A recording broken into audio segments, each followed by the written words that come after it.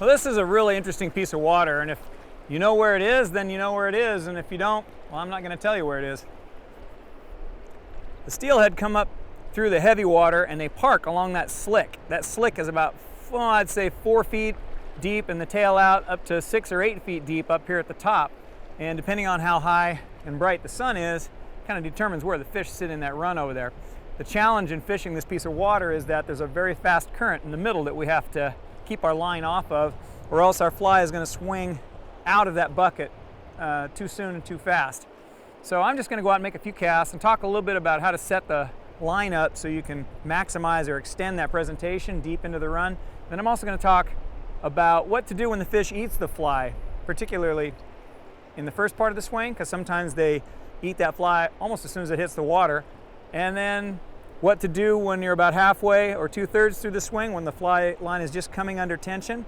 And then what do you do when the fish eats the fly on the hang down? We've all had those dreaded hang down bites, and you don't get very many of them, but there are a couple of things that you can think about to increase the chance of getting the hook in the right spot. So I'll go out and give us a shot and talk about it.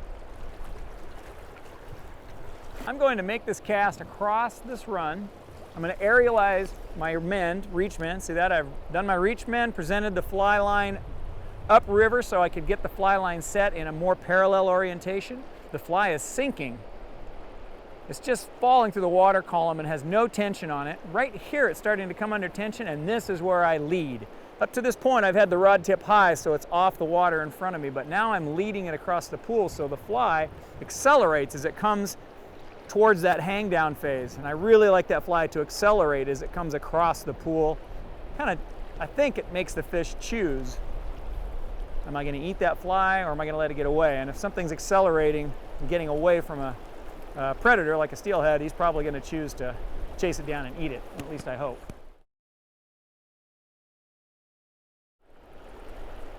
Early in the swing, if a fish eats the fly, I like to cross his eyes. Just set it as hard as I can.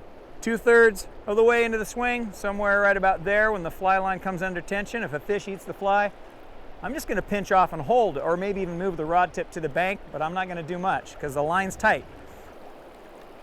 Right here at the hang down, this is a tricky place. If you do get eaten right here, if your rod tip's flat to the water and you're tight to the fish and he eats that fly has nowhere to go. But if it comes to the end of the swing and you put just a little bit of a elevation in your rod tip like that, now you've created a little bit of slack. And that fish, if he did eat the fly, would have that little bit of slack to turn on the fly and hopefully get the hook in the right spot. But those hang down grabs, they're pretty low percentage.